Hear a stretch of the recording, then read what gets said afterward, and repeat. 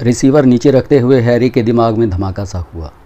उसकी आंखों में उस व्यक्ति का चेहरा उभर आया जिसे उसने निचले दरवाजे के निकट खड़े समाचार पत्र पढ़ते हुए देखा था। उस वक्त उसे उस व्यक्ति के जाने पहचाने होने का एहसास हुआ था, लेकिन ये याद नहीं आया था कि उसने उसे कब और कहाँ देखा था। मगर स्टेला माइक के बताए हुए नाम से उसे सब कुछ याद आ गया था। वो जैक्सन था। जैक्सन हैरी की ही तरह चोर था, जिससे कई साल पहले एक बार उसकी मुठभेड़ भी हुई थी। फिर एक बार जैक्सन ने पुलिस को पकड़वाने की धमकी देके उसे अपने साथ चोरी करने पर आमादा किया था। पुलिस की धमकी की वजह से उसे उसका साथ देना पड़ा था। उसके साथ चोरी करने पे हैरी को कोई ख़ास लाभ नहीं हुआ था। इस बार भी हालात कुछ ऐसे ही थे। जैक्सन ने स्टेला को न सिर्फ उसके बारे में सब कुछ बता दिया था, बल्कि वो उसे साथ ले जाने के लिए तैयार भी था। हैरी को यकीन था कि वो इस बार भी इनकार नहीं कर सकेगा। वो अभी स्थिति पे गौर कर ही रहा था कि डाना की आवाज़ ने उसे चौंका दिया। कौन थी ये? Stella Mike, women liberation front की चेयरमैन। Stella Mike? डाना ने दोहराया। वो तो बहुत ख़तरनाक औरत है, तुम उसे ज़रा बच के रहना। वैसे वो कह क्या रही थी? कुछ काम है उसे मुझसे। क्या? डाना ने पूछा। ये तो मुलाकात होने पे ही पता चल सकेगा। अभी मैं क्या कह सकता हूँ? तुम उससे सावधान रहना, कहीं वो तुम्हें फंसा ना दे। डाना ने शंका प्रकट की। फंस तो मैं वैसे भी चुका हूँ, हैरी ने कुछ सोचते हुए कहा। क्या मतलब? मैं समझी नहीं। उसे मेरे बारे में बताने वाला जैक्सन है, हैरी ने बताया। और तुम जानती हो कि एक बार पहले भी जैक्सन मुझे फंसा चुका है। वो तो मेरी तकदीर अच्छी थी जो मैं बच निकला था। जैक्सन? वो यहाँ कैसे आ गया? किसी के कहीं आने जाने में कोई रोक तो नहीं है? बहरहाल मैं जा रहा हूँ, हो सकता है कि वापसी में कुछ देर हो जाए। हैरी ये कहता हुआ दरवाजे की तरफ बढ़ गया। आज के दिन की शुरुआत ही ख़राब हुई थी। पहले तो उसकी माँ फ्रेंच से इस बात पे झड़प हुई थी कि उसने थियो को जूली के पास क्यों भेजा था। थियो ने ज़रूर ही जूली को डराया धमकाया होगा, तभी तो वो वायदे के मुताबिक उससे मिलने नहीं आई थी। हैरी माँ फ्रेंच से मिलकर लौट ही रहा था कि कुछ रहस्यमयी लोगों ने उसका अपहरण कर लिया, जहाँ उसकी भेंट एक नकाबपोश से हुई थी। नकाबपोश ने उसे मौत की धमकी देकर कुछ चुराने के लिए लगभग सहमत कर लिया था। नकाबपोश के मुताबिक वो कल सैम हावर्ट होटल में इस संबंध में उससे कोई बातचीत करेगा, तब वो बताएगा कि उसे क्या चीज़ चुरानी है। और अब ये स्टेला माइक, पता नहीं उसे भी अचानक उससे क्या काम आ पड़ा कि उसने जैक्सन को उसकी तलाश में दौड़ा दिया। सीढ़ियाँ उतरकर वो जैसे ही मेन गेट से बाहर निकला, एक तरफ खड़ा जैक्सन अखबार फोल्ड करके जेब में डालते हुए उसके पास आ गया। हेलो हैरी, वो मुस्कुराते हुए उसके निकट आकर बोला। उस तरफ, मेरी कार उस तरफ खड़ी है। क्या तुम मेरा पीछा छोड़ नहीं सकते? हैरी ने उसके साथ चलते हुए नाराज़गी भरे स्वर में पूछा। तुम्हारा तो कारोबार ही यही है। अगर मैं कभी कभार तुम्हें कोई क्लाइंट सप्लाई कर देता हूँ तो ऐतराज़ नहीं होना चाहिए। इस तरह मुझे भी थोड़ा बहुत कमीशन मिल जाता है। जैक्सन के होंठों की मुस्कुराहट गहरी हो गई। लेकिन मुझे किसी कमीशन एजेंट की ज़रूरत नहीं है। आशा है कि भविष्य में तुम मुझे इस सिलसिले से दूर ही रखोगे, हैरी ने उत्तर दिया। वो गाड़ी के निकट पहुंच चुके थे। जैक्सन ने हैरी के लिए अगली सीट का दरवाज़ा खोला, फिर ऊपर से घूमता हुआ स्टीयरिंग के सामने बैठ गया। इंजन स्टार्ट हुआ और जैक्सन ने कार आगे बढ़ा दी। हम कहाँ जा रहे हैं? हैरी ने पूछा। तुम्हारी क्लाइंट के पास, जैक्सन ने मुस्कुराते हुए जवाब दिया। ये तो मुझे भी मालूम है, हैरी झल्ला गया। मैं तुमसे जगह के बारे में पूछ रहा हूँ। यहाँ की सड़कें तुम्हारे लिए अनजान तो नहीं? जैक्सन ने बदस्तूर मुस्कुराते हुए कहा। वैसे बाय द वे मैं तुम्हें बता दूं कि तुम्हारी क्लाइंट का प्रोग्राम कल किसी भी वक्त सैम हावर्ट के होटल में तुमसे मुलाकात करने का था, लेकिन कुछ विशेष कारणों के कारण तुमसे आज ही मिलना पड़ रहा है। और जब समय बदला है तो स्थान भी निश्चित रूप से बदलना ही था। ओह, हैरी ने गहरी सांस ली।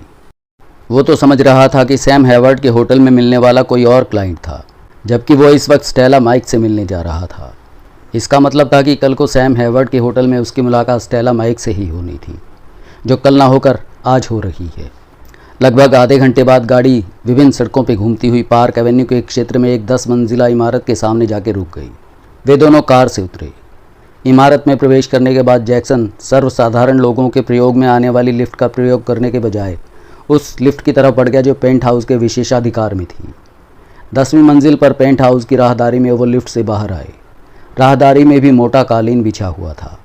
जैक्सन उसका मार्गदर्शन कराता हुआ एक कमरे के सामने ले गया। अंदर कमरे में चले जाओ, जैक्सन ने हैरी को बताया और ख़ुद दूसरे कमरे में चला गया।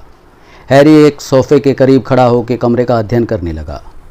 वुमेन लिबरेशन फ्रंट की चेयरमैन मिस स्टेला माइक के विषय में समाचार पत्रों के माध्यम से वो थोड़ा बहुत जानता था, लेकिन ये तो उसने कभी नहीं सोचा था कि वो इतने भव्य राजसी ठाट बाट के साथ जीवन बिता रही होगी। कुछ मिनट के बाद अंदरूनी दरवाजे से जब स्टेला माइक ने कमरे में प्रवेश किया तो वो अपने स्थान से लगभग उछल पड़ा। एक पल के लिए तो उसे ऐसा महसूस हुआ जैसे उसका दिल सीने में धड़कना भूल गया हो। ख़ास तरीके से तराशे हुए सुर्ख लिबास में स्टेला कयामत लग रही थी। हैरी ग्लेब गहरी नज़र से स्टेला माइक का अध्ययन करने लगा। उसके अनुमान के मुताबिक स्टेला की उम्र 28 से ज़्यादा नहीं थी। होठों पर नृत्य करने वाली दिलकश मुस्कुराहट किसी भी मर्द के होश उड़ा देने के लिए पर्याप्त थी। वेलकम मिस्टर ग्लेब, स्टेला ने अंदर आते हुए कहा। हैरी आवाक खड़ा स्टेला को ही तक रहा था। तब स्टेला ने उसे देखा। आप इस तरह हैरत से मुझे क्यों देख रहे हैं मिस्टर हैरी ग्लेब?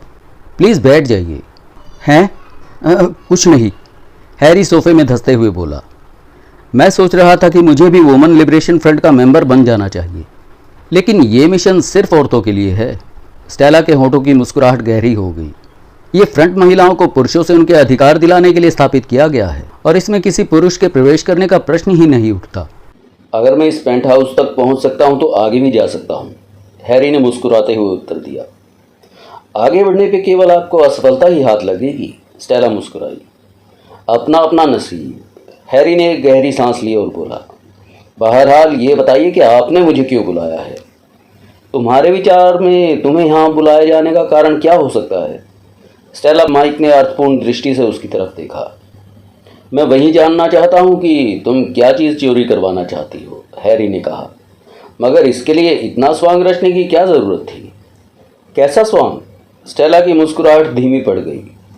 यही कि पहले मेरा किडनैप कराना, फिर एक नकाबपोश के द्वारा मौत की धमकी देना और साथ ही 10,000 पाउंड का लालच भी, जिनमें से 5,000 पाउंड मुझे एडवांस भी मिल चुके हैं।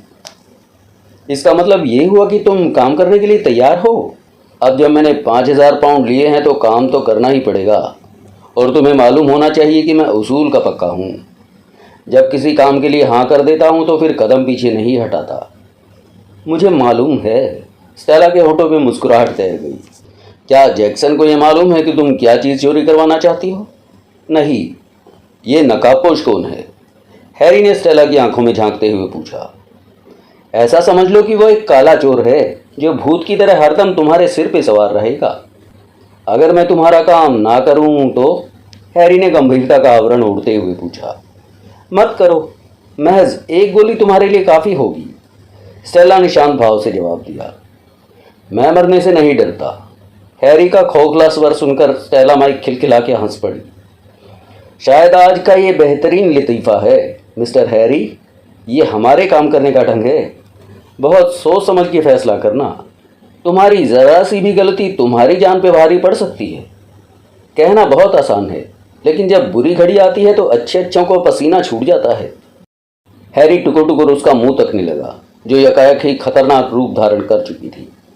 उसकी आवाज़ में तलवार जैसी काट थी। वो कह रही थी, मिस्टर हैरी, जहाँ तक जैक्सन का संबंध है, आज के बाद तुम उसकी सूरत भी नहीं देखोगे। रही नकाबपोश की बात तो सुन लो। पहले हमने उसी के द्वारा तुमसे काम लेने का निर्णय किया था, लेकिन अचानक ही हमने निर्णय बदल दिया और तुमसे मित्रतापूर्ण व्यवहार करके मित्रतापूर्ण ही काम लेने की सोची। यही वजह है कि हम कल की बजाय आज ही तुमसे मिल रहे हैं, वो भी बिना किसी डर और हिचक के। हम चाहते हैं कि जैसे हम तुम्हारे साथ व्यवहार कर रहे हैं, तुम भी हमारे साथ वैसा ही व्यवहार करो। ठीक है, अब ये बताओ कि क्या चीज़ चोरी करवाना चाहती हो? हैरी ग्लेब ने प्रश्नवाचक दृष्टि से उसकी तरफ देखा। कॉन्टैक्ट लेंसेज, स्टेला ने मुस्कुराते हुए जवाब दिया। Contact lenses? हैरी ने आश्चर्य से उसकी तरफ देखा। ये तो बाज़ार में बहुत मिल जाते हैं। इनकी कीमत चंद डॉलर से ज़्यादा नहीं होगी। तुम इनके लिए 10,000 पाउंड क्यों खर्च कर रही हो? मैं भी जानती हूँ कि बाज़ार में ये वस्तु चंद डॉलर के बदले मिल सकती है, लेकिन मैं इस संबंध में तुम्हें किसी प्रकार का प्रश्न करने की आज्ञा नहीं दूंगी, स्टेला ने सपाट स्वर में उत्तर दिया। ठीक है, मैं कोई प्रश्न नहीं करूँगा, लेकिन ये कॉन्टैक्ट लेंसेज जिनकी तुम्हें ज़रूरत है, उनके बारे में कुछ विशेष बातें जानना चाहूँगा, हैरी बोला। स्टेला उठकर ड्रेसर की दराज से एक फ़ोटोग्राफ निकाल लाई, फिर हैरी की तरफ बढ़ाते हुए बोली, इस फोटो को गौर से देखो। इससे तुम्हें कॉन्टैक्ट लेंसेज के संबंध में पूर्ण विवरण मिल जाएगा। हैरी ने फोटोग्राफ ले लिया। ग्लॉस पेपर के मध्य में 2 बिंदु दिखाई दे रहे थे। उनमें से प्रत्येक बिंदु मसूर की दाल के दाने के बराबर था। ऐसे महसूस होता था जैसे आंखों से 2 पुतलियां निकालकर कागज पर रख दी गई हों। हैरी को यह अनुमान लगाने में कठिनाई नहीं हुई कि जिन नेत्रों के लिए वे कॉन्टैक्ट लेंसेज लिए गए थे या प्रयोग में लाए जा रहे थे उनका रंग नीला था। उसके नीचे आईसाइट नंबर और डायग्राम भी रेखांकित था। इस आईसाइट नंबर और डायग्राम के कॉन्टैक्ट लेंसेज बाजार में आसानी से मिल सकते हैं, लेकिन मुझे यही चाहिए जिसके फोटोज तुम्हारे हाथ में हैं, स्टेला ने बताया। असली और नकली का तुम्हें कैसे पता चलेगा? हैरी ने सवाल दागा। तब स्टेला के चेहरे पे मुस्कुराहट बिखर गई। वो बोली, मेरे पास ऐसे स्रोत उपलब्ध हैं जिनसे मैं असली नकली का पता सरलता से लगा सकती हूँ। मैं ये सब तुमसे इसीलिए पूछ रहा हूँ ताकि तुम कल को ये ना कह दो कि तुम्हारे इच्छित लेंसेज ये नहीं हैं। वैसे अगर तुम्हारे दिमाग में ये बात है कि मैं तुमसे कोई धोखा करूँगा तो ये तुम्हारी गलतफहमी है। हैरी ने उसके चेहरे पर दृष्टि गड़ाते हुए पूछा। मेरे कुछ अपने उसूल हैं, कुछ नियम हैं। मैं धंधे में कभी धोखेबाजी पसंद नहीं करता। मैं तुम्हें वही चीज़ ला कर दूंगा जिसके लिए तुम मुझे 10,000 पाउंड दे रही हो। लेकिन एक बात कान खोल कर सुन लो, मैं कोई ऐसा काम नहीं कर सकता जिसमें राष्ट्र का कोई नुकसान होता हो। और अगर मैं लेंसेज चोरी करते हुए पकड़ा गया तो क्या होगा? इस बारे में बेफिक्र रहो, हम तुम्हारी ज़मानत का प्रबंध कर देंगे, लेकिन किसी भी कीमत पर तुम्हें हमारा नाम नहीं लेना होगा, स्टेला ने चेतावनी दी।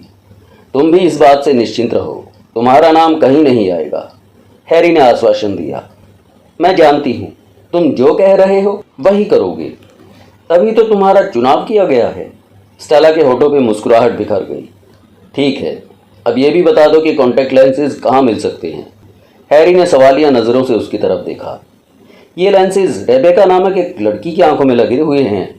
कहाँ रहती है वो ग्रैंड सेंट्रल रेलवे स्टेशन के पास पैन एम एयरलाइंस की इमारत के पास के ग्रे बिल्डिंग की 3री मंजिल के एक फ्लैट में रहती है। फ्लैट नंबर क्या है? स्टेला ने उसे फ्लैट नंबर बताया। फिर बोली, लेकिन वो कॉन्टैक्ट लेंसेज तुम्हें इस तरह चोरी करने हैं कि रेबेका को पता ना चल सके। जाहिर है, हैरी मुस्कुराया। अगर पता चल जाए तो उसे चोरी कौन कहेगा। लेकिन ये कॉन्टैक्ट लेंसेज तुम्हें कब तक चाहिए? इसके लिए तुम्हें ज़्यादा से ज़्यादा 3 हफ्ते तक की मोहलत दी जा सकती है। ठीक है, अब मैं आज्ञा चाहूँगा, हैरी ये कहते हुए उठ खड़ा हुआ। अगर तुम्हें कुछ और पूछना है तो वो भी मालूम कर लो। काम पूरी सफाई से होना चाहिए। किस तरह होगा ये सोचना अब तुम्हारा काम नहीं है। जो कुछ मुझे मालूम करना था मैं पता कर चुका हूँ। यदि तुम पसंद करो तो तुम्हें तुम्हारे फ्लैट के सामने ड्रॉप कर सकती हूँ, स्टेला ने पेशकश की। नो थैंक यू, मैं खुद चला जाऊँगा, हैरी ये कहता हुआ द्वार की तरफ बढ़ गया। अगला दृश्य। हैरी ग्लेब सुबह 9 बजे पैन एम की इमारत से संलग्न ग्रे बिल्डिंग की 3री मंजिल पर पहुंच गया था, लेकिन 3री मंजिल पर पहुंचकर उसे घोर निराशा का सामना करना पड़ा। स्टेला ने जो फ्लैट नंबर बताया था उस पर ताला पड़ा हुआ था, जिसका मतलब था कि रेबेका उसके यहाँ पहुँचने से पहले ही जा चुकी थी। उसने रेबेका के बारे में जानकारी प्राप्त करने के लिए उसके बराबर वाले फ्लैट पर दस्तक देनी चाहिए, तो वहाँ भी दरवाजे पे पड़ा ताला उसका मुंह चिढ़ा रहा था। फिर तब उसकी निराशा की कोई सीमा नहीं रही जब उसने 3री मंजिल के शेष फ्लैट के दरवाज़ों पे भी ताले पड़े देखे थे। वो मुंह लुटकाए वापस आ गया। अब उसके पास इसके सिवा कोई चारा नहीं था कि वो बिल्डिंग के चौकीदार के पास जाकर उससे रेबेका के बारे में जानकारी प्राप्त करता। वो बिल्डिंग के चौकीदार के पास पहुंचा। वह एक बूढ़ा नीग्रो था। हैरी के मुताबिक उसकी आयु लगभग 75 साल की रही होगी। झुर्रीदार चेहरे को देख के किसी मकड़ी के जाले का आभास होता था। हैरी ने जब उसके दरवाजे पर दस्तक दी तो वो मोटे नंबर के लेंसों वाले चश्मे को ठीक से आंखों पे जमाता हुआ आ गया। यस यंग मैन, कौन हो तुम? देखिए, मैं 3री मंजिल के फ्लैट C17 में रहने वाली मिस रेबेका के बारे में कुछ मालूमात हासिल करना चाहता हूँ। हैरी ने उसे अपना नाम ना बताकर सीधे सीधे अपना उद्देश्य बताया। अरे जाओ बाबा, हम किसी रेबेका को नहीं जानते। बूढ़े नीग्रो को हैरी कोई दिल पे एक नौजवान लगा था जो सुंदर लड़कियों के पीछे मारे मारे फिरते हैं, इसीलिए उसने उसे टाल दिया। नीग्रो ये जवाब देकर वापस मुड़ना ही चाहता था कि हैरी ने फौरन अपनी जेब से $5 का नोट निकाला और बोला, अब शायद तुम मेरी मदद कर सको। ये कहते हुए उसने ज़बरदस्ती वो $5 का नोट उसके हाथ में पकड़ा दिया। मिस रेबेका, C17, 3री मंजिल। बूढ़े ने बड़बड़ाते हुए गौर से हैरी को देखा। हाँ, मैं उसी की बात कर रहा हूँ। हैरी ने जल्दी से समर्थन में गर्दन हिलाते हुए कहा। वो तो अब अपने फ्लैट में नहीं होगी, बूढ़े ने बताया। ये तो मैं भी जानता हूँ, हैरी ने कहा। कहाँ गई है वो? वो तो सुबह 7 बजे ही दफ्तर चली जाती है। उसका दफ्तर कहाँ है? मैं नहीं जानता। वो वापस कब तक आती है? शाम को 6 बजे के बाद उसकी वापसी होती है। उसे यहाँ आए कितने दिन हो गए? वो सिर्फ 20 दिन पहले ही यहाँ आई है, इसीलिए मैं नहीं जान सका कि वो किस दफ्तर में काम करती है। बूढ़े ने सफाई पेश की। अच्छा ठीक है, तुम्हें ये तो पता होगा कि उसने ये फ्लैट कितने दिनों के लिए लिया है? उसने 2 महीने का किराया एडवांस देके ये फ्लैट लिया है। अब पता नहीं वो कितने दिनों तक रहेगी। उसके पड़ोस वाले फ्लैट में कौन रहता है? हैरी ने पूछा। कोई नहीं, बूढ़े ने जवाब दिया। और उसके बराबर वाले में? इस बिल्डिंग को बने हुए ज़्यादा वक्त नहीं हुआ है, बूढ़े ने हैरी की बात पे कहा। यही वजह है कि इसके ज़्यादातर फ्लैट खाली पड़े हैं। उसी मंजिल की कॉरिडोर के अंतिम फ्लैट में अलबत्ता मेरी तरह के 2 बूढ़े पति पत्नी रहते हैं। उन दोनों का एक छोटा सा बुक स्टॉल है। वो सुबह ही 6 बजे यहाँ से निकल जाते हैं और उनकी वापसी रात 11 बजे के आसपास होती है। रेबेका शाम को ऑफिस से आने के बाद कहीं जाती है? मेरा ख्याल है वो कहीं नहीं जाती। कोई इससे मिलने तो आता होगा। मैंने आज तक किसी को उससे मिलने आते नहीं देखा। तुम पहले आदमी हो जो उसके बारे में ऐसे पूछताछ कर रहा है।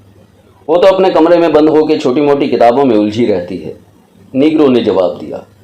हैरी ग्लेब ने उससे फिर 2-1 प्रश्न और पूछे और उसके बाद वो उसको धन्यवाद देता हुआ बिल्डिंग से निकल गया।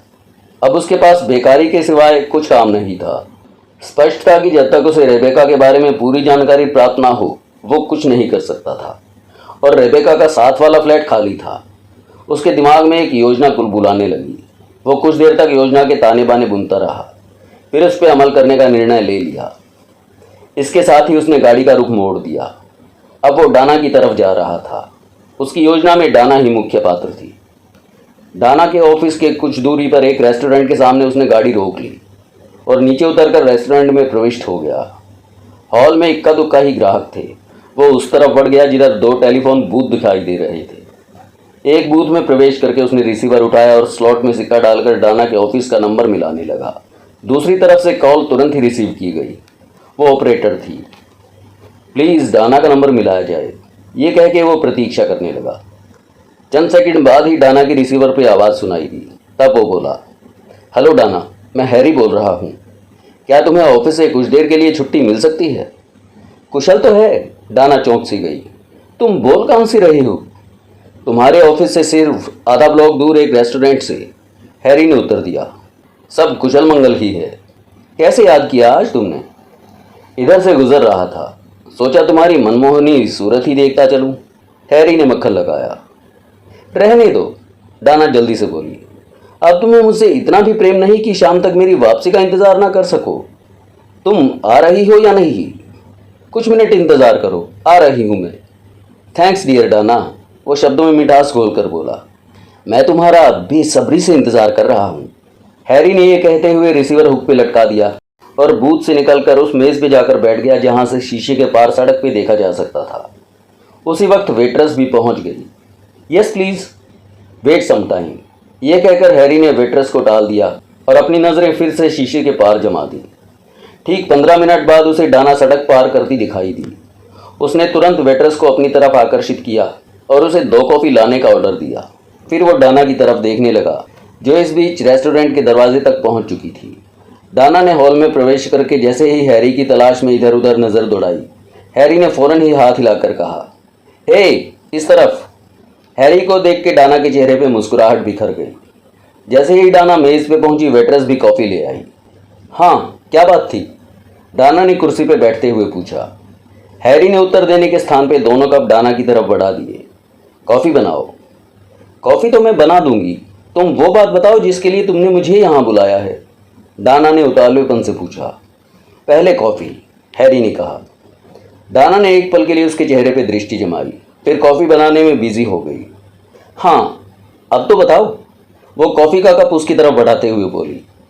हैरी ने डाना से कॉफ़ी का कप ले लिया, फिर उसका सिप करते हुए बोला, रात को मैंने तुम्हें बताया था कि वुमेन लिबरेशन फ्रंट की चेयरमैन स्टेला माइक मुझसे कोई काम लेना चाहती है। हैरी ने उसके चेहरे पर दृष्टि गड़ाते हुए कहा। और मैंने तुम्हें उससे सावधान किया था, डाना ने टुकड़ा लगाया। आज सुबह मैं उसी संबंध में घर से निकला था। हैरी ने उसकी बात को नज़रअंदाज करते हुए कहा। लेकिन जल्दी ही मुझे इस बात का एहसास हो गया कि खेल का प्रथम चरण तुम्हारी सहायता के बिना पूरा नहीं हो सकता। वो तुमसे क्या चाहती है? डाना ने पूछा। हैरी ने बताया। हैरी की बात सुनकर वो चिंताजनक स्वर में बोली, फिर मम्मी की योजना का क्या होगा? और उधर तुमने जो जूली को काम पे लगा रखा है उसका क्या होगा? अभी उसमें थोड़ा वक्त लगेगा, हैरी ने बताया। जूली अभी तक सेफ खोलने का तरीका जान नहीं पाई। उसमें कुछ वक्त लग सकता है, यह उसका कहना है। तब मैंने सोचा कि क्यों ना इस खाली वक्त का सदुपयोग किया जाए। इससे कुछ अतिरिक्त आमदनी भी हो जाएगी। फिर हम दोनों एक आदर्श जीवन व्यतीत कर सकते हैं। हैरी, मैं तुम्हें बताऊं कि अधिक लालच करना हानिकारक सिद्ध होता है। ऐसा ना हो कि तुम किसी मुसीबत में फंस जाओ। डाना ने चिंता व्यक्त की। ओ कम ऑन, कुछ नहीं होगा, हैरी ने बुरा सा मुंह बनाकर कहा। तुम जानती हो कि मेरे इनकार करने से कुछ नहीं होगा। मैं इस पोजीशन में बिल्कुल नहीं हूं कि उन्हें इनकार कर सकूं। मुझे हर हाल में उनका काम करना ही होगा, हैरी ने निर्णायक स्वर में कहा। मुझसे तुम किस तरह की मदद चाहते हो? डाना ने कॉफी का घूंट भरते हुए मरे हुए स्वर में पूछा। तुम्हें रेबेका के पड़ोस वाला फ्लैट किराए पे लेना है, आज ही। हो सकता है कि कल यह अवसर निकल जाए, हैरी ने कहा। ठीक है, मैं आज शाम को उधर से होती हुई आ जाऊंगी। वो फ्लैट कितने वक्त के लिए किराए पे लेना है? 1 महीने के लिए, हैरी ने बताया। फिर जेब से नोट निकालकर उसे देता हुआ बोला, किराया पेशगी दे देना। इमारत का पता और रेबेका का फ्लैट नंबर भी बता दो, डाना ने नोटों को पर्स में रखते हुए कहा। हैरी ने पता बताया और फिर पूछा, तुम्हारी वापसी शाम को कितने बजे तक होगी? मेरा विचार है कि 7 तो बज ही जाएंगे, लेकिन तुम्हें क्यों पूछ रहे हो? डाना ने सवालिया नज़रों से उसकी तरफ देखा। मैं चाहता हूं कि आज का डिनर तुम मेरे साथ मैकमिलन होटल में लो, फिर उसके बाद हम थिएटर भी जाएंगे। ठीक है, मैं 7 बजे से पहले ही घर पहुंच जाऊंगी, डाना चहकी। फिर कॉफ़ी की चुस्की भरने लगी। और सुनो, तुम अपनी मम्मी से इस संबंध में कुछ नहीं कहोगी, हैरी ने उसके हाथ पे धीरे से हाथ रखते हुए कहा। किस संबंध में? क्या डिनर के बारे में? डाना ने कुछ ना समझते हुए पूछा। मेरा मतलब स्टेला माइक और रेबेका से है। तुम उन्हें इस संबंध में कुछ नहीं बताओगी, हैरी ने सावधान किया। लेकिन ये तो गलत बात होगी हैरी, हमें उन्हें अंधेरे में नहीं रखना चाहिए, डाना ने हल्का सा विरोध किया। नहीं डियर, हमने उन्हें इस संबंध में कुछ नहीं बताना है। वो हमें हरगिज इसकी आज्ञा नहीं देंगी। मैं उन्हें बताने का रिस्क नहीं ले सकता। हैरी का निर्णय सुनकर डाना ने कंधे उचकाए। ठीक है हैरी, तुम जैसा कहोगे मैं वैसा ही करूंगी। मैं तुम्हारे लिए कुछ भी कर सकती हूँ। ओह थैंक यू डियर, वो उत्साहित स्वर में बोला। मुझे तुमसे ऐसी ही आशा थी। ओके हैरी, अब मैं चलूंगी।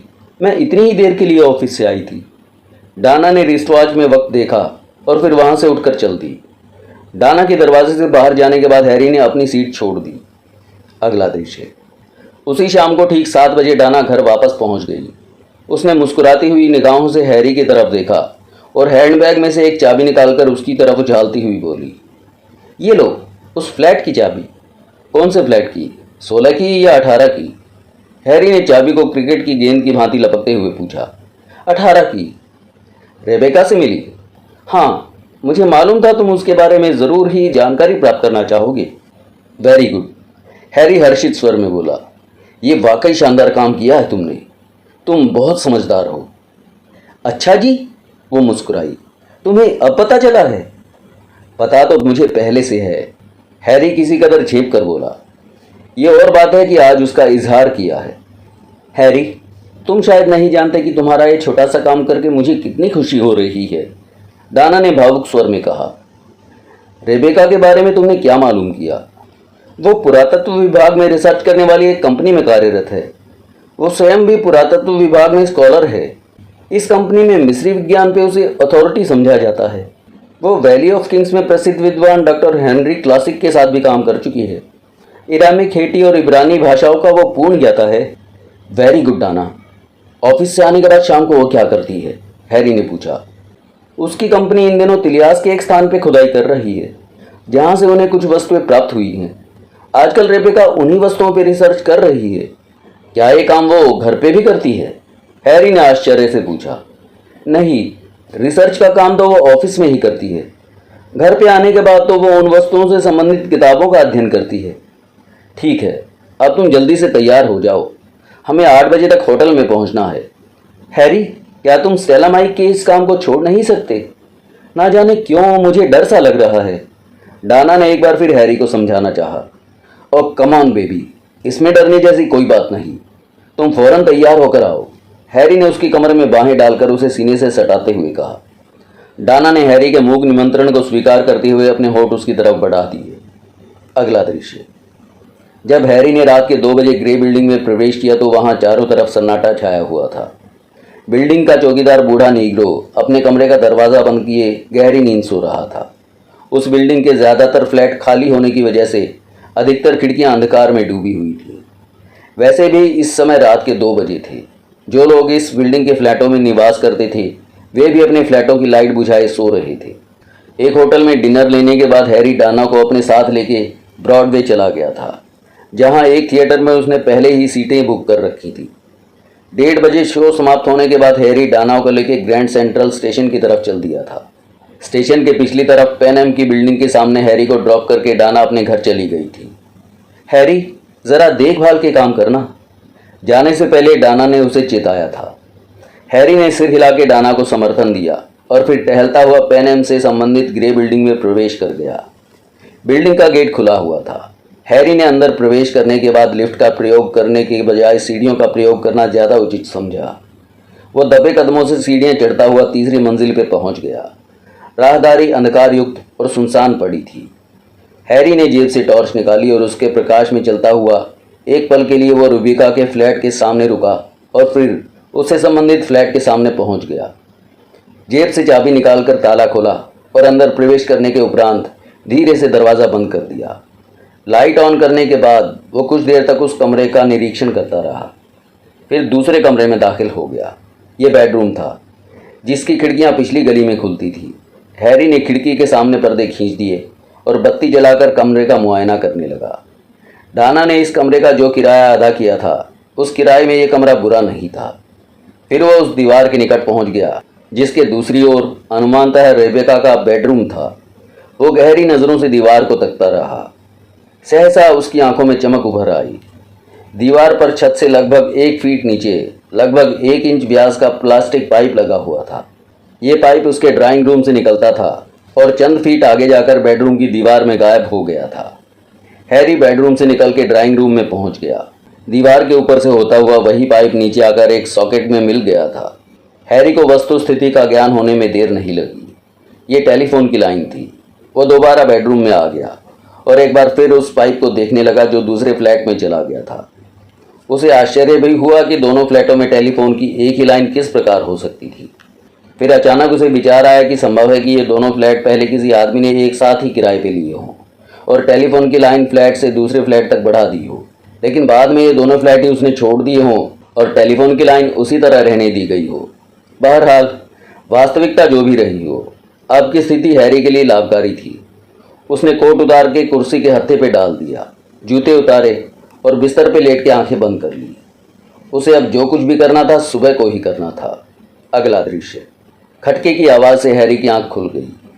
उसने कलाई पे बंधी घड़ी में वक्त देखा। 6:30 बज रहे थे। ये आवाज़ दूसरे फ्लैट से सुनाई दे रही थी। वो समझ गया कि बूढ़े दंपति अपने बुक स्टॉल की तरफ जा रहे हैं। वो बिस्तर पर लेट कर इन आवाज़ों को सुनता रहा। फिर ठीक 7 बजे दरवाज़ा खुलने और बंद होने की आवाज़ सुनाई दी। साथ ही राहदारी में दूसरे कदमों की चाप सुनाई दी। कदमों की चाप से स्पष्ट था कि वो कोई महिला थी, जिसने ऊंची एड़ी के सैंडल पहन रखे थे। हैरी को समझने में देर नहीं लगी कि रेबेका ऑफिस जा चुकी है। आधे घंटे बाद हैरी ने बिस्तर छोड़ दिया। बाथरूम में हाथ मुंह धोने के बाद वो किचन में घुस गया। इसके साथ ही उसके होठों पे हल्की सी मुस्कुराहट आ गई। उसकी आशा के ठीक अनुसार डाना ने कल शाम फ्लैट की चाबी प्राप्त करने के बाद चाय कॉफ़ी से संबंधित ज़रूरी सामान भी किचन में पहुंचा दिया था। उसने चाय बनाई और कप लेके ड्राइंग रूम में आ गया। चाय की चुस्कियां लेते वक्त वो रेबेका के बारे में सोच रहा था। वो कॉन्टैक्ट लेंसेज रेबेका की आंखों में फिट थे, जो उसे चोरी करने थे। हैरी सोच रहा था कि यह उसके जीवन का अत्यधिक कठिन केस सिद्ध होगा। ये तो गोया आंखों से काजल चुराने वाली बात थी। अभी तक वो अपने मस्तिष्क में किसी योजना को सही रूप नहीं दे सका था, जिस पर अमल करके वो इन लेंसेज को चुरा सकता था।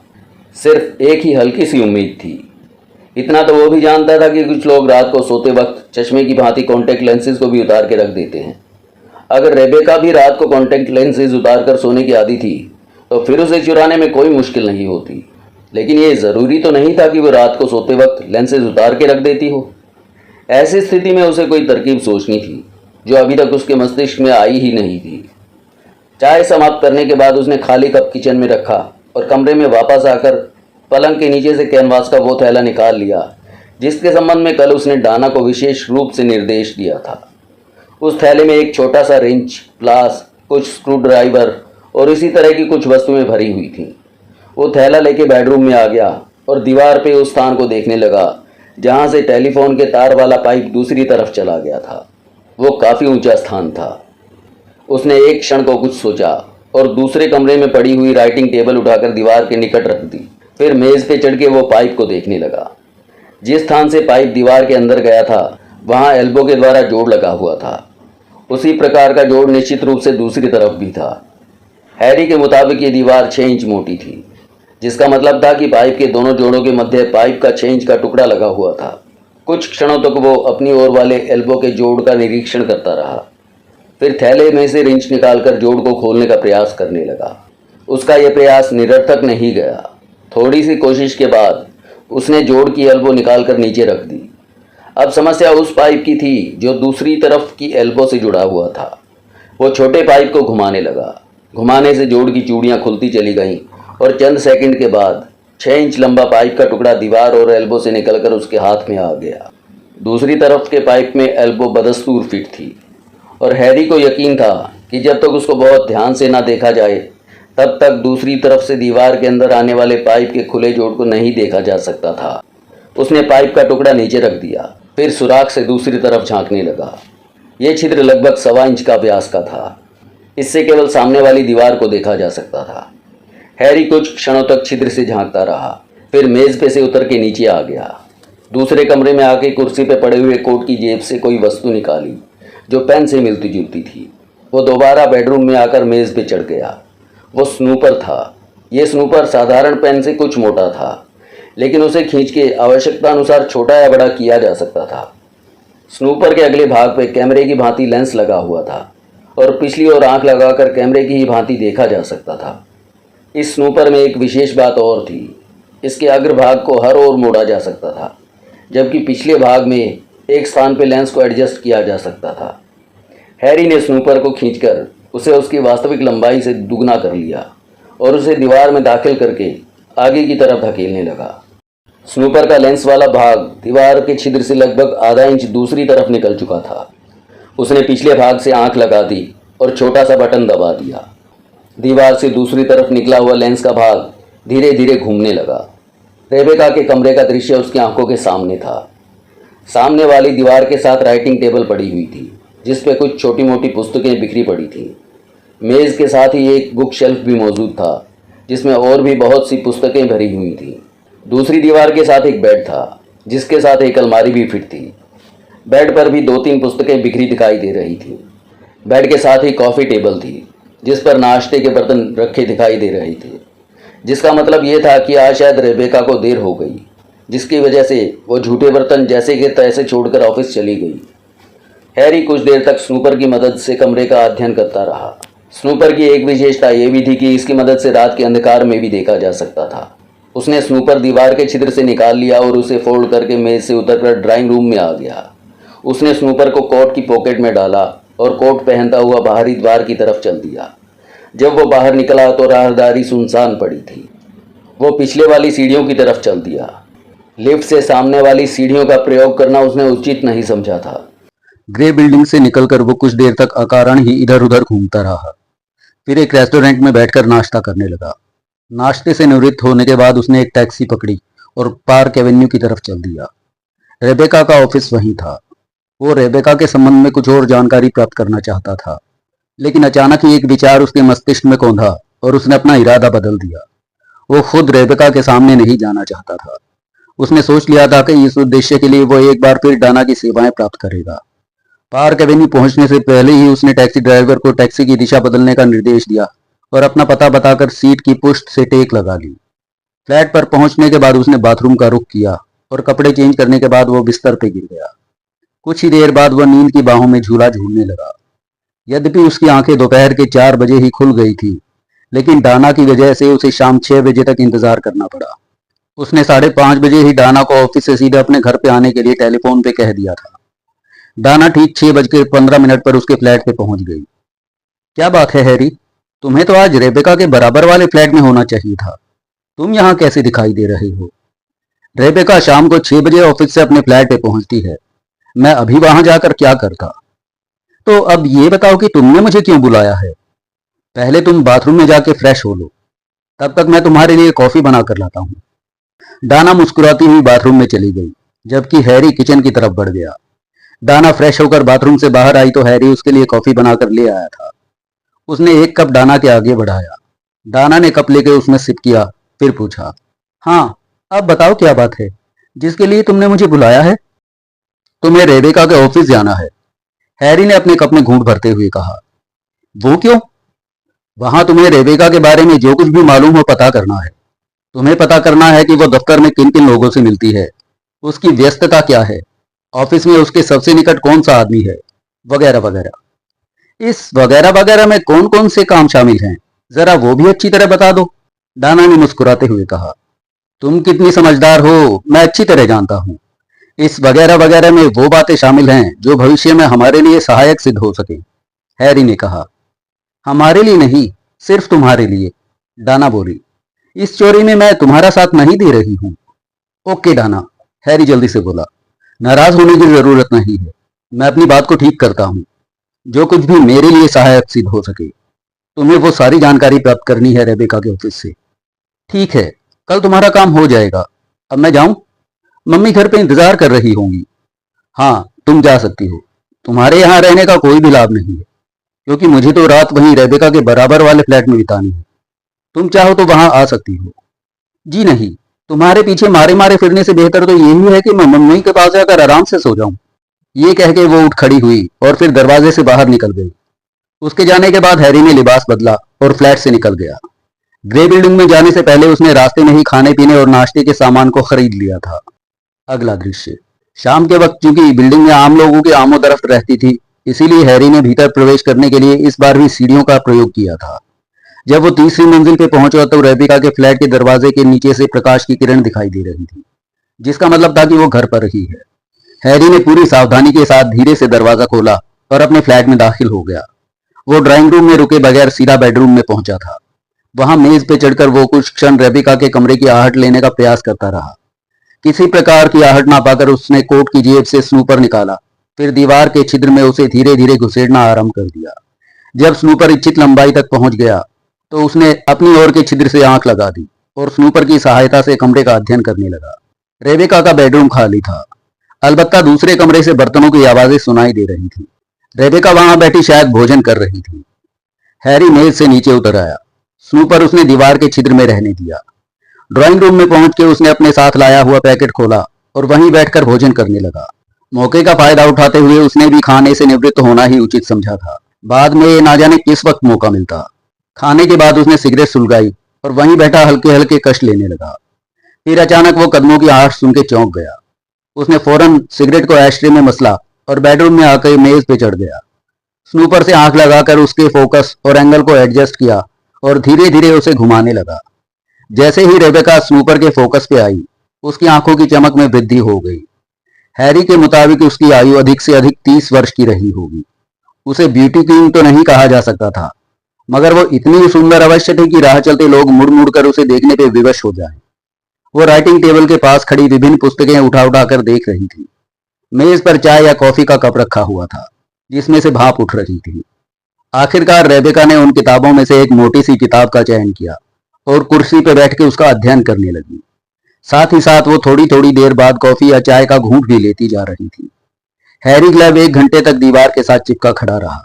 उसने पल भर के लिए भी स्नूपर से आंख नहीं हटाई थी, जिसकी वजह से उसकी आंख दर्द करने लगी थी। जब उसने देखा कि रेबेका अपने स्थान और अपनी किताब से चिपक कर रह गई है, तो उसने स्नूपर से आंख हटा ली और मेज से नीचे उतर आया। वो 15 मिनट तक आंखें मलता रहा। उसे ऐसा महसूस हो रहा था जैसे उसकी देखने की क्षमता समाप्त होती जा रही है। प्रत्येक वस्तु धुंधली धुंधली सी दिखाई दे रही थी।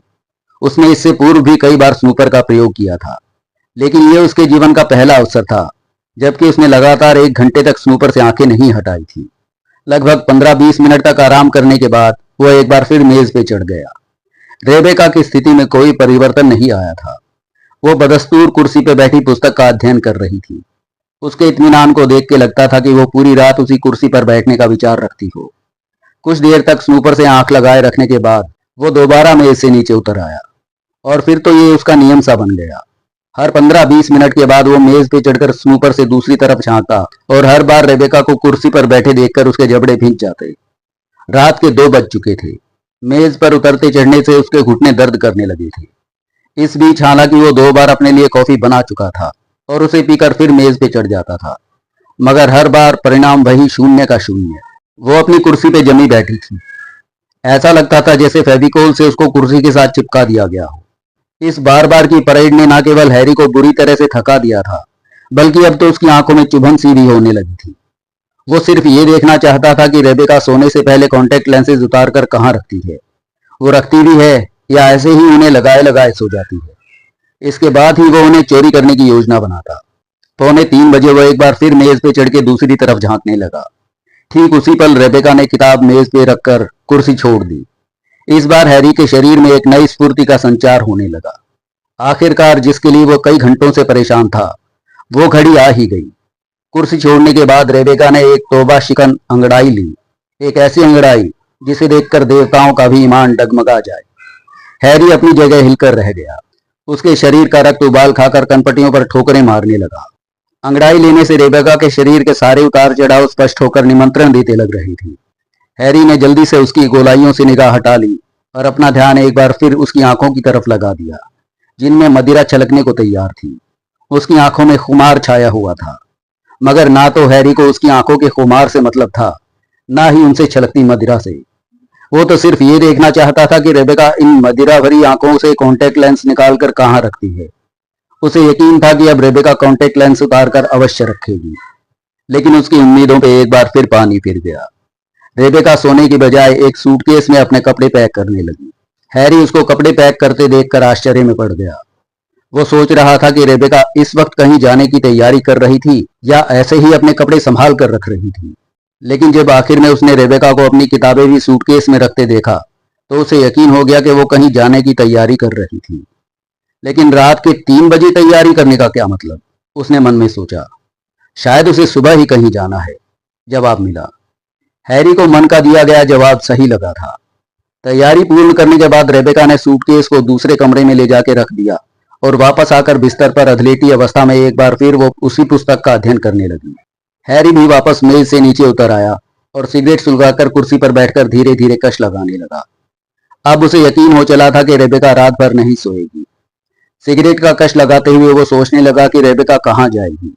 उसने अपने मन में निश्चय कर लिया था कि जैसे ही वो अपने फ्लैट से निकलेगी वो उसका पीछा करेगा, ताकि उसे पता चल जाए कि वो कहाँ जाएगी।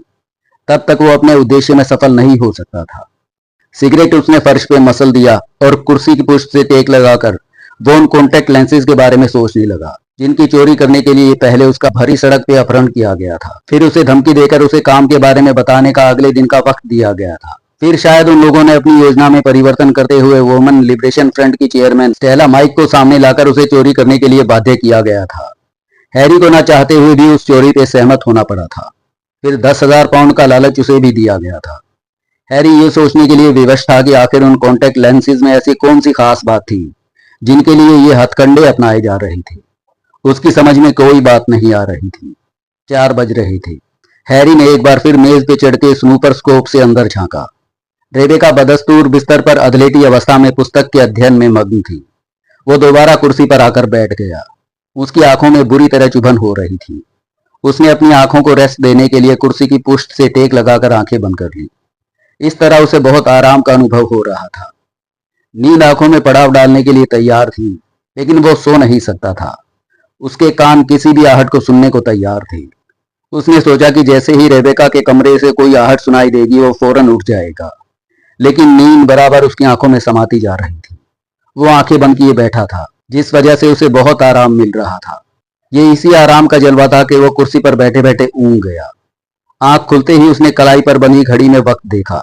6:30 बज रहे थे। वो हड़बड़ा कर उठ बैठा। मेज पे चढ़कर उसने स्नूपर स्कोप से दूसरी तरफ झांका तो कमरा खाली पड़ा था। उसने रेबेका की तलाश में स्नूपर लेंस को घुमाया। वो पलंग पर मौजूद नहीं थी। हैरी ने जल्दी से स्नूपर स्कोप को दीवार के छिद्र से खींच लिया, फिर उसे फोल्ड करके अपनी कोट की जेब में डालकर मेज से नीचे उतर आया। वो बाहरी द्वार की तरफ लपका। चंद सेकंड बाद ही वो राहदारी में पहुंच चुका था।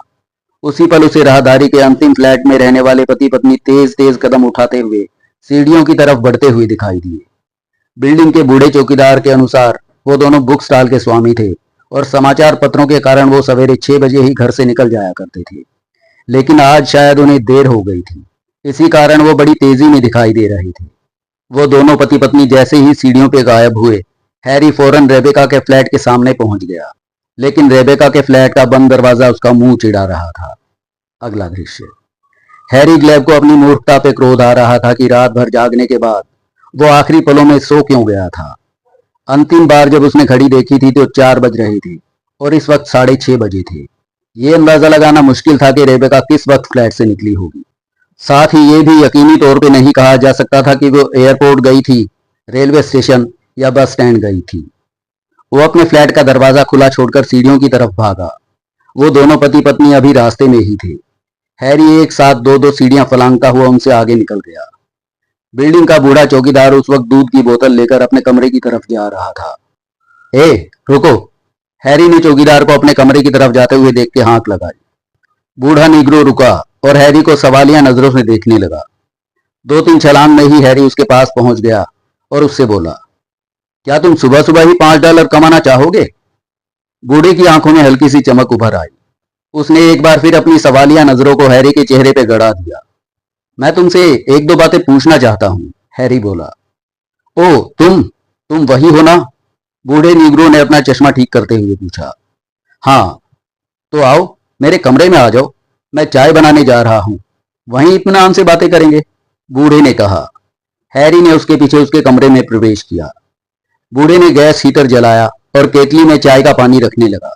जैसे ही वो वापस पलटा, हैरी फौरन बोला, मैं रेबेका के बारे में जानना चाहता हूं। क्या? वो सुबह 4 बजे तक अपने कमरे में थी, उसके बाद वो अचानक गायब हो गई। क्या इसका मतलब ये नहीं कि तुम सारी रात उसके फ्लैट की निगरानी करते रहे हो? बूढ़े ने उसकी तरफ देखते हुए अजीब से स्वर में कहा। तुम्हें इससे कोई मतलब नहीं होना चाहिए। हैरी ने ये कहते हुए $5 का नोट उसके हाथ में थमा दिया। फिर उसने नोट लेते हुए कहा, तुम सिर्फ ये बताओ कि वो यहां से कब गई है और कहां गई है। मेरे ख्याल से उसके पास एक सूटकेस भी था।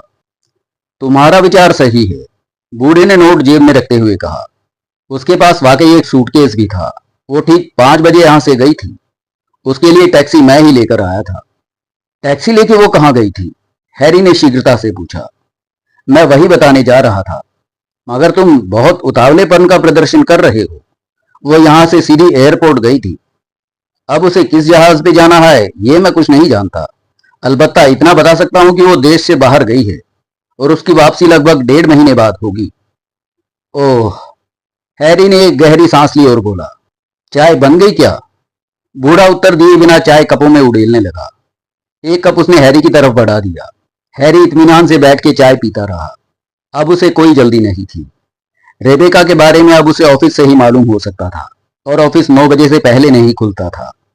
चाय पीने के बाद उसने कप बूढ़े निगरों को थमाया तो बूढ़े ने पूछा, बेटे, क्या बात है? तुम उसके बारे में इतने परेशान क्यों हो? ऐसी कोई खास बात नहीं है, हैरी ने बात बनाई। फिर भी कुछ ना कुछ तो बात होगी, बूढ़े ने जिरह की। बाबा, ये दिल का मामला है, हैरी ने किसी नौजवान प्रेमी का अंदाज इख्तियार करते हुए उत्तर दिया। उसके चेहरे पे हल्की सी मुस्कान थी। ओह! बूढ़े ने एक गहरी सांस ली। ये आजकल के लड़के भी ना। उसके बाद उस बूढ़े निगरों ने क्या कहा ये हैरी ने नहीं सुना। वो उसके कमरे से बाहर आ गया था। 8:30 बजे के लगभग वो डाना के फ्लैट में पहुंचा तो उसकी हालत एक ऐसे जुआरी की भांति थी जो जुए में अपना सब कुछ हार बैठा हो। डाना उस वक्त नाश्ता तैयार कर रही थी। हैरी का पिटा हुआ चेहरा देखकर उसे भी परिस्थिति का अनुमान लगाने में कोई कठिनाई पेश नहीं आई। क्या हुआ? इतने बदहवास क्यों दिखाई दे रही हो? उसने सवालिया नजरों से हैरी की तरफ देखा। रेबेका देश छोड़ के फरार हो गई और मैं बेवकूफों की तरह पड़ा सोता रहा। ये कहता हुआ हैरी कुर्सी पे ढेर हो गया। आखिर हुआ क्या? होना क्या था, बस ऐसा समझ लो कि चिड़िया उड़ गई और शिकार सोता रह गया। बेकार की बातें मत करो, मुझे साफ साफ बताओ कि हुआ क्या था जो तुम सोते पड़े रह गए। जवाब में हैरी ने उसे पूरा विवरण सुना दिया। तो गोया तुम अभी तक ये नहीं जान पाए कि वो कहाँ गई है? डाना ने पूछा। नहीं। चलो अच्छा है, अब तुम्हें उसके पीछे मारे मारे नहीं फिरना पड़ेगा। अब तुम जूली से मिलकर मम्मी की बताई योजना पे कार्य करना आरंभ कर दो। डाना ने संतोष की एक गहरी सांस ली। जितनी आसानी से तुमने ये सब कह दिया, उतनी आसानी से इस समस्या का समाधान नहीं हो सकेगा। उन्होंने मुझे 5,000 पाउंड एडवांस दिए हैं। मुझे कुछ तो करना ही होगा। कोई इतनी आसानी से इतना सब कुछ खर्च नहीं करता। फिर तुम क्या चाहते हो? डाना ने पूछा। 9 बजे ऑफिस खुलेगा, तब वहां से रेबेका के बारे में पता करूंगा। उसके बाद ही सोचूंगा कि मुझे क्या करना है, हैरी ने जवाब दिया। तो सोचते रहना, यूं मुंह पर अभी से क्यों 12 बजा रखे हैं? चलो कुछ नाश्ता कर लो और अपने चेहरे से ये निराशा के भाव मिटा दो। तुम्हारा ऐसा चेहरा बिल्कुल भी अच्छा नहीं लगता। ये कहकर डाना उठ गई और जल्दी जल्दी मेज पे नाश्ता लगाने लगी। उन दोनों ने साथ ही नाश्ता किया। नाश्ते के बाद डाना ने हैरी से पूछा, जूली से दोबारा बात हुई? नहीं। क्यों? शायद थियो ने उसे बहुत ज्यादा डरा दिया है। देखना, एक दिन थियो मेरे हाथों से मरेगा, हैरी ने क्रोधित स्वर में कहा। तुम्हें जूली से इतनी हमदर्दी क्यों है? क्या एक इंसान होने के नाते उससे हमदर्दी नहीं होनी चाहिए? वो भी तब जबकि वो हमारे काम में मदद कर रही है। मदद वो मुफ्त में तो नहीं कर रही, उसे उसके काम का मुआवजा दिया जा रहा है। और हमदर्दी सिर्फ इंसानियत के नाते तक सीमित है तो ठीक है, लेकिन उससे आगे नहीं बढ़नी चाहिए, डाना ने बुरा मानते हुए कहा। तुम कहना क्या चाहती हो? हैरी ने माथे पे बल डालकर पूछा। मैं सिर्फ ये कहना चाहती हूँ कि जूली को समझा देना कि वो अपनी हद में रहे, डाना ने आंखें निकाली। अब तुम हद से बाहर जा रही हो, हैरी ने सुनकर कहा।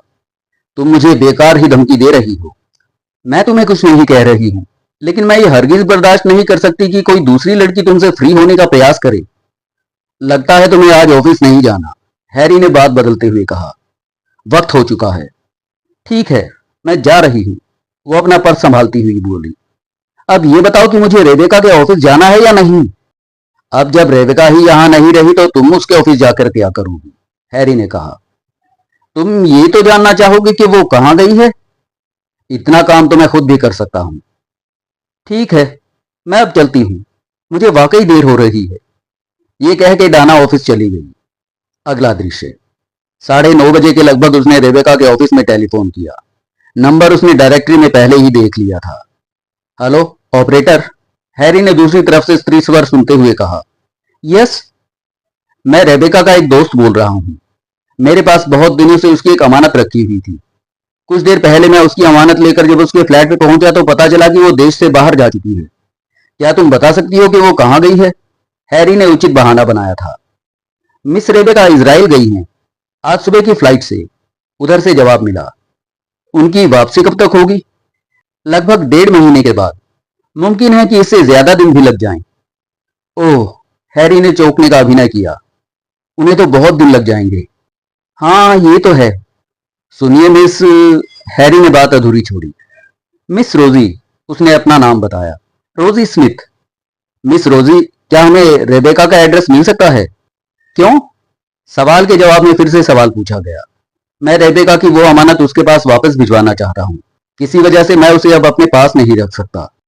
फिलहाल मिस रेबेका के व्यक्तिगत एड्रेस के बारे में तो कुछ नहीं बता सकती मैं, लेकिन अगर आप चाहें तो नासरा में डॉक्टर सेंडो के केयर ऑफ में पत्र लिख सकते हैं।